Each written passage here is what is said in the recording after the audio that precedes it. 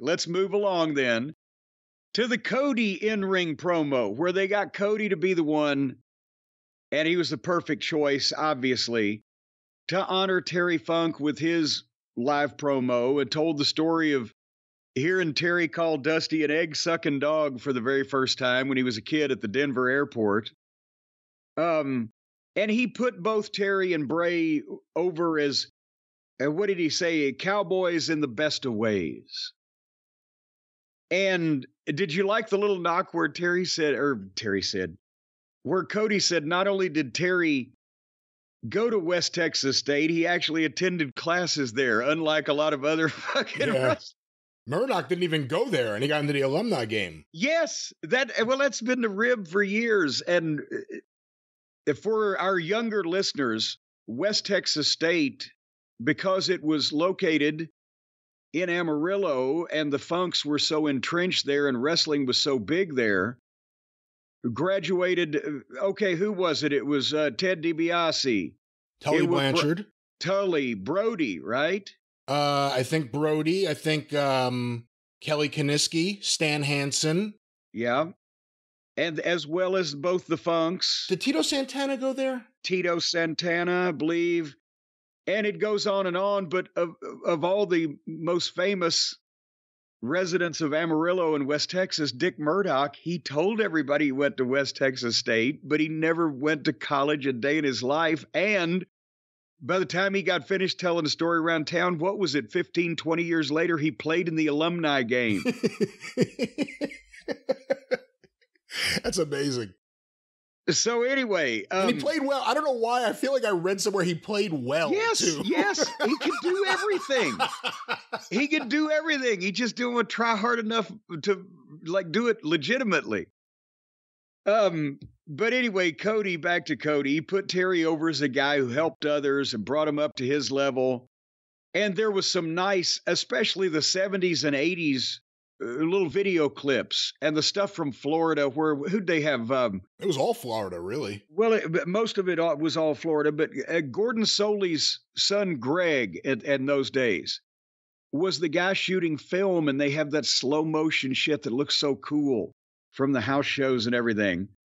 But that kind of brought back what we were talking about when we did the show a few days ago with Terry, that he was bigger and meatier when he was younger, and he had a more technical style, and then he slims down and becomes middle-aged and crazy, and he's doing moonsaults and fucking chaos, whatever. But the video had some clips of Terry when he did a sit-down with him before the Hall of Fame, and a lot of stars putting him over from Steve Austin, on down.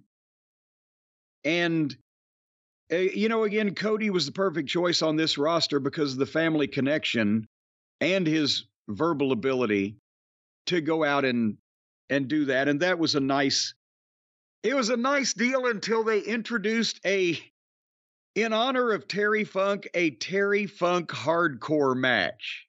Yeah, that's the only wrinkle in the whole thing. Cody did a great job, and it's nice that WWE did anything. I mean, that's the nice thing. Yeah. And then they do a whole video, and they have the biggest babyface star in the company talking about him.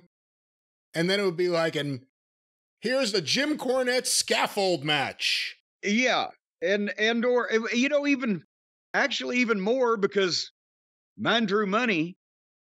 It would be like the Jim Cornette fucking Delta Airlines fantasy pilot camp.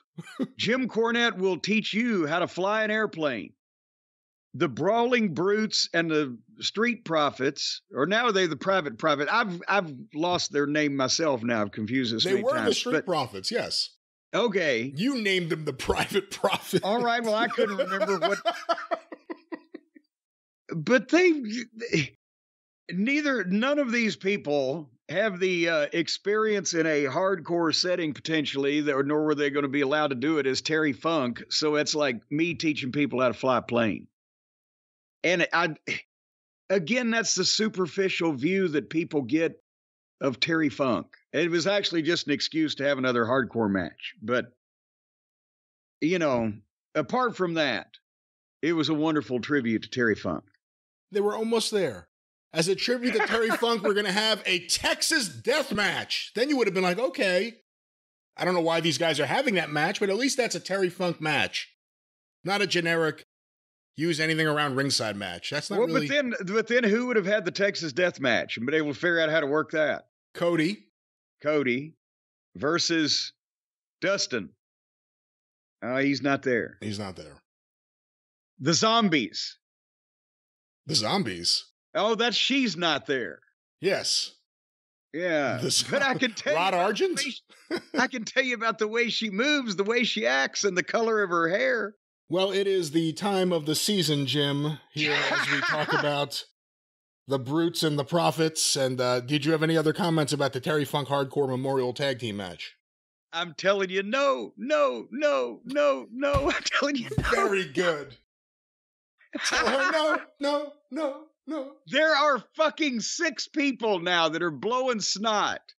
And they're all music fans who are over 60. If you don't mind, can we get back to the Odyssey and Oracle that is SmackDown?